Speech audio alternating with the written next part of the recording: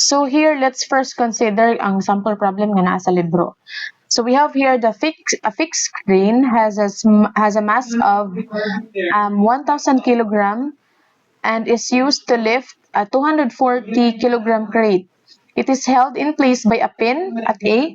So kini siya pin down ni siya and a rocker at B. So makita man po na nimo sa iyang picture no, pin and a rocker. The center of gravity of the crane is located at G. So ang center of gravity is point out good siya nga naa din ha, because we know weight is involved, so we have to put the weight on the center of gravity. Then determine the components of reactions at A and B. So you have to determine the components of the reactions of A and B kini mga reaction ani pangitaon na nato. So number 1, free body diagram. Take out, diba katong giingon ganina, you have to take out the body. So take out ang body. Paghimo tag free body diagram tarungon nato han dita mauwawan. Okay, next. You put all the dimensions. So naa na dira ang mga dimensions. The weight, okay, the weight of your of the crate kini siya. Okay, naata din ha 240 kilogram. You multiply that one with 9.81. You times 9.81 para makuha nato siya in Newton. So kung dako kaayo, you can just do it in kilonewton. Same is true sa crane, sa weight sa crane. So ang weight sa crane, ingon mo sa 1,000 kilogram times 9.81. So that's 9.81. And you have to put the reactions on your support. So sa reaction sa atong support, kinahanglan identify pud nato kung unsa what type of support. So diri, it is clearly mentioned that sa A na akay pin. So sa A na akay pin, we know na ang pin, pag pin gani, duha ka unknowns na kay Fx and Fy. So na kay Ax and Ay, kay mao man ay pin. Sunod na kay rocker. Dito sa atong reactions and support ganinang akong discuss sa video number 1, ang rocker only have one unknown and dapat ang imuhang reaction sa imong support is 90 degrees from the kanang surface. So naman siya sa kilid, so 90 degrees, so dapat ana siya. So mo nang kana iyang gibutang. Okay? So paghuman, determine the components of reaction A and B. Paghuman na nimo gama sa imong free body diagram, check na ka sa free body diagram.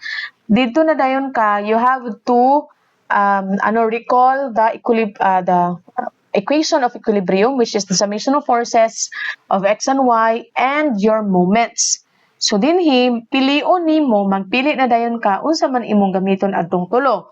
Mag-moment ba ka or mag-summation of forces ba ka? Now take note dinhi, mas 'di ba on previous nato nga discussion, mas tindot mag-moment ka especially didto sa daghan og unknowns. Okay, daghan og unknowns. So as you can see sa atong free body diagram dinhi, daghan na og unknowns diri sa point A. So mas okay nga mag-moment ta diri sa point A, because if mag-moment ta sa point A, all the forces that pass through point A kay mahimo siyang 0. So mao nang makita nimo dinhi ang iyang solution. Summation of moment, point A is equal to 0. Take note ha, clockwise and counterclockwise. The counterclockwise is positive, the clockwise is negative. So pag mag-moment sa point A, so ang force sa B paingon sa A, so B then times the perpendicular distance, which is 1.5. And as you can see from B to A, is it clockwise or counterclockwise? Okay, so that is counterclockwise, so that's positive. Mauna makita nimo diri B times 1.5. Okay, positive siya. Next, unsa pa mga force? Ang weight nga 9.81 kilonewton paingon kay A. Is it clockwise or counterclockwise? It's clockwise. So if it's clockwise, it's negative. 9.81 times the perpendicular distance, which is 2 meters. So mono makita nimo dira negative 9.81 kilonewton times 2 meters. Next, unsa pay force nga naa dinha? Natay weight sa crate nga 23.5 kilonewton paingon sa A. Again, that's clockwise, that's why it's negative. And the perpendicular distance 4 times 2, that is 6, so maunang na kay negative 23.5 kilonewton times 6, equate that one to 0 because ingon man ta dre summation of all forces, summation moment at A is equal to 0. So if you will equate that one to 0, what is left? What is the unknown left is CB na lang. So you transpose everything to the other side, you can get now positive B, which is 107.1 kilonewton. So if you will ask, ma'am, how about the directions of here, your supports and reaction? Ikaw na mo oy assume kung unsa ang direction.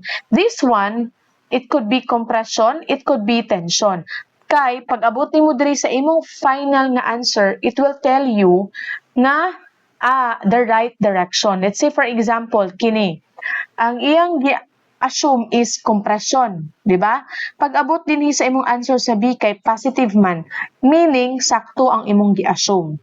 However, if for example, ma'am, nabutang na ko diri is tension. Tension dyan, then positive dire, it means it is indeed tension. So, sakto ang imong gi-assume. However, if tension imong gi-assume, pag abot sa imong final answer diri, nahimo ning negative, it means that your assumption is wrong, and therefore, you have to change the direction to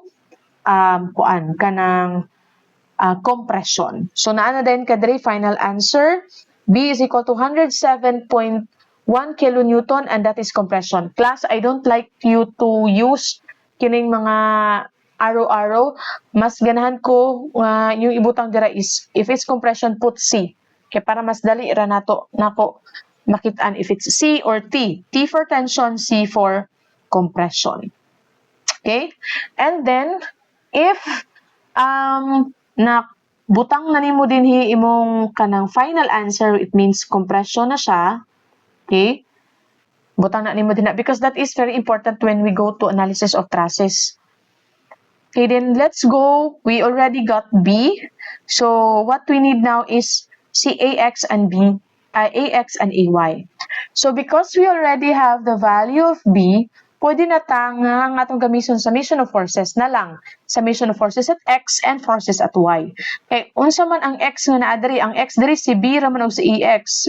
But we already have the value of B, so we can get directly AX. So, may nga na din ka din summation forces at X equals 0. So, unsa may mga force along X, we have AX, it's going on the right side, on this side, so therefore it's positive. And as well as B going on that side, that is positive. Kini, again class, this one is still assumed, but this one is already, sa AX, that's assumed, but CB, that's already your correct nga direction. Okay? So, AX plus B is equal to 0. But then AX, makuha nimo sa AX, if you transpose the value to the other side mo na, makuha ka din og AX is negative 107.1 kilonewton. Therefore, the assumption here is sayop. There, ang right answer di ay is 107.1 kilonewton, and that is tension. Okay? So, no need, pwede naman nga dili na nimo utrohon diri sa imong free body diagram, basta naka-indicate lang na dira sa imong final answer if it's in compression or if it's in tension. Now we're done with summation with the AX. Let's go to AY. So sa AY, we can also use the summation of forces at Y. Okay, so dinhi na kay at Y, so unsa may mga Y? Going down si 9.81, going down si 23.5. Okay, so negative na siya. Yan, as you can see, negative. And ang atong assumption sa atong AY is pasaka. So meaning, the assumption is positive. Okay, and transpose it to the other side, we can get AY to be 33.3 positive kilonewton, and therefore your assumption diri sa imong free body diagram is correct, and that's correct, it is in tension. Okay, so inala lang. And then you can check your answers if sakto ba ni imong mga nakuha dinhi. So you can check that one. As you can see, ang nagamit nato nga equation, ang gamiton nimo nga equation para ma-check nimo imong solution is katong wala nimo nagamit nga equation. Let's say for example, according to your free body diagram, nagamit na nato si moment at B, Fx and Fy. So, wala na ito nagamit is moment, nagamit na din na ito, dili moment at A, moment at B. Nagamit na nato si moment at A, si summation forces at X and Y. So, wala na ito nagamit ang moment at B. So, if you will use moment at B is equal to 0, then therefore, your final answer should be equal to 0 because we're talking about equilibrium of rigid bodies. Okay, I hope that's clear.